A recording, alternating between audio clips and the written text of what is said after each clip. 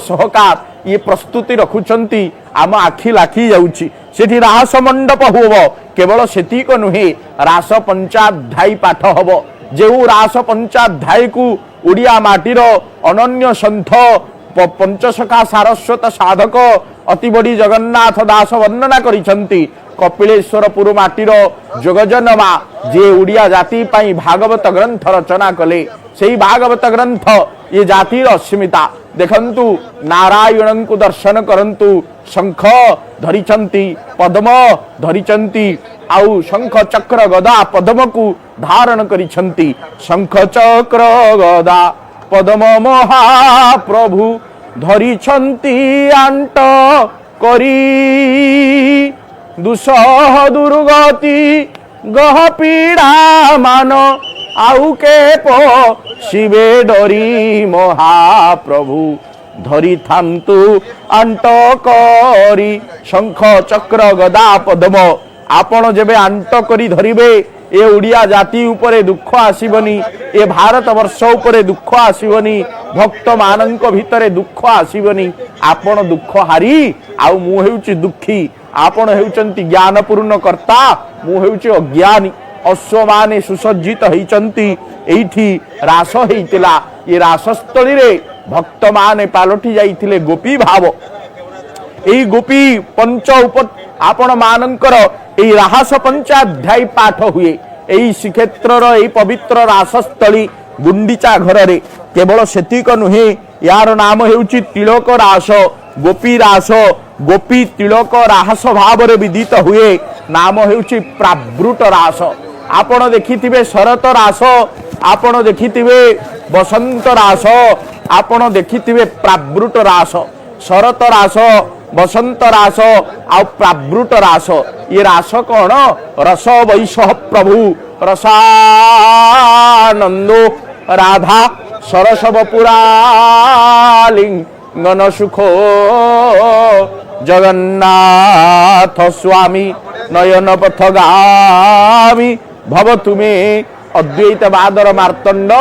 आदि गुरु शंकराचार्य जे ब्रह्म सत्य जगत मिथ्या बोली कहूतिले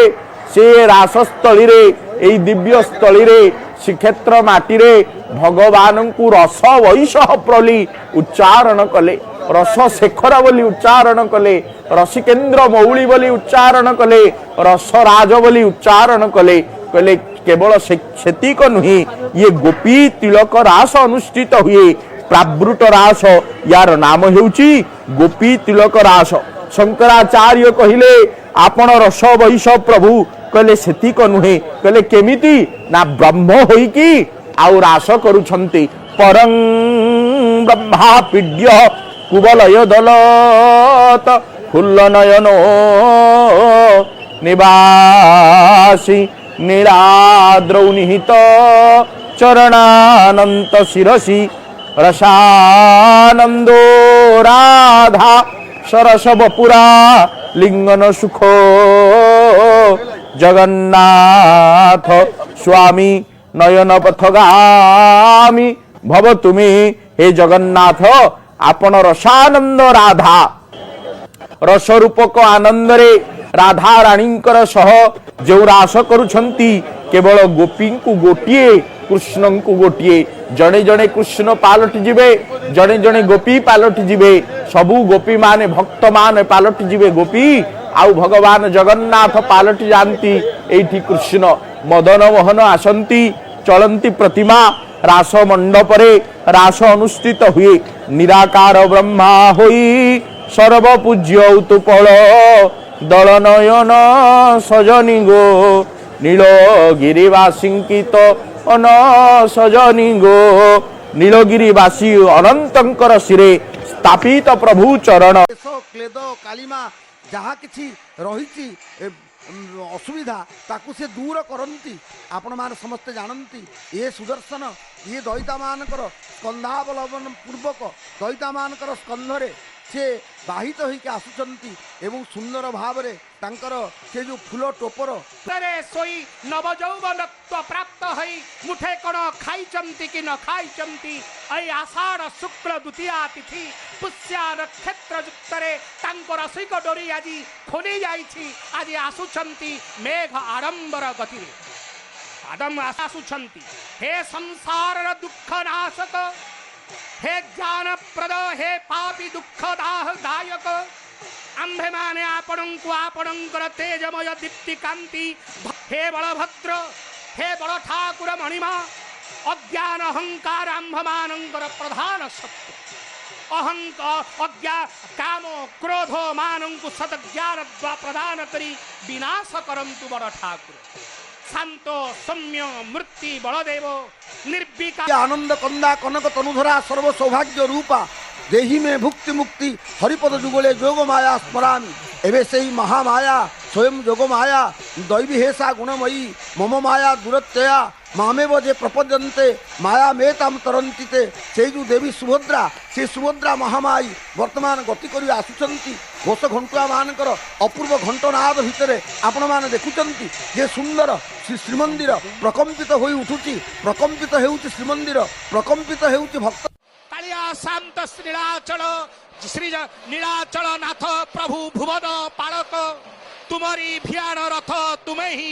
मुहि दिन सेवाकारी मणिमा सुनिमा हेउ दासर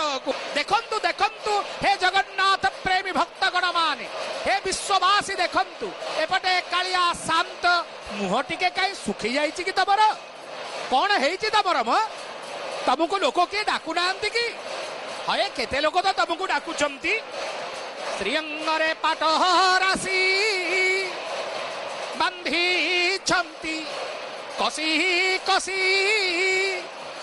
विश्वावसु अवहतंसी दैतापति निजोग पक्षरु महाप्रभु को पंक्ति भोग लागे जो थरे कौनसी संखुड़ी द्रव्य होई न था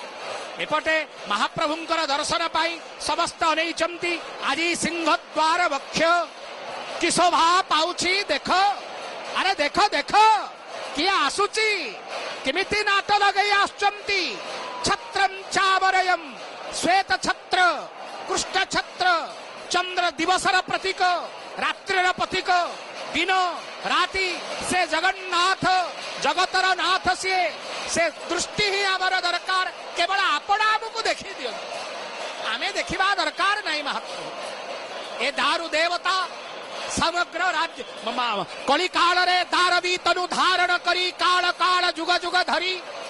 कालिया शांत पावन पुरुषोत्तम क्षेत्र रे से मानवीय लीला करुअछंती जेपरी मनुष्य तार मानवर लीला करी थाए ठीक सेही परी कालिया कि सुंदर से ताहा मो पिला बेले मु शुणी समस्ते पचरारे रथ गढ़िले अरे रथ गढ़िले ना नाई नाई छेरा पहरा चली से जदियो से टीवी पर्दा नथिला रेडियो रे टिके टिके शुणा होउथला से जो आनंददायक से जो देहर सिहरण से जो देहरे भावावेग से आज मध्य रही तेणु लोक समस्ते पचारती रथ गढ़िला कि नहीं रथ गढ़िले किछि लोक सेवा व्रत रखि थांती रथ गढ़िले से माने प्रसाद पांती ये ओडिशार ये परंपरा कहले आपण बढ़िया कथा कहिले रथ गढ़िले से माने प्रसाद पांती एठी आ गोटे कथा आपणक पाखरे कहिबी श्रीगुंडीचा व्रत महाप्रभुंकर श्रीगुंडीचा यात्रा अवसर रे ए पंचकोश भितरे जो अधिवासी माने थांती से माने पालन करंती महाप्रभुंकर क्षेत्र को आसंती इंद्रदुम्न सरोवर रे स्नान करंती चक्र तीर्थ रे दर्शन करंती रथ यात्रा विषय किसी वक्तव्य आम मैंने युवापीढ़ी रथ यात्रा आम हिंदुत्व लगी हिंदुत्व को आगू नेमु सब हिंदुत्व ना लड़ाई करूँ निज रक्त बधिया बही जाऊ हिंदू हिंदू धर्म को टेकिकी रखिमु ऊपर को जय जगन्नाथ जय श्रीराम घंटा मृदंग काल कलारे चतुर्दश ब्रह्मांड नायक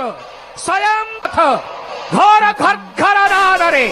पवित्र श्रद्धा वाली आलप मंडपरु घर घर घर नाद करी समस्त जीव मानंकु मोक्ष प्रदान करी चतुर्दश ब्रह्मांड को कंपमान करी यात्रायाम आरंभ करुचंती स्वयं वासुदेव कथा शुणुले समय मागिकी आनी विलंब करवा ठीक नुहे कथा पूर्णांग कर जेतबले साल्व नरसिंह एवं गजपति पुरुषोत्तम देव भितर चुक्ति है शुणुले जदि उत्कल राजा हारे तेरे जगन्नाथ को साल्व नरसिंह निकट में अर्पण करदे जदि साल्व नरसिंह हारे तेरे इष्ट देवता गोपीनाथ एवं कामद गणेश हस्तांतर करेंगे युद्ध चुक्ति है युद्ध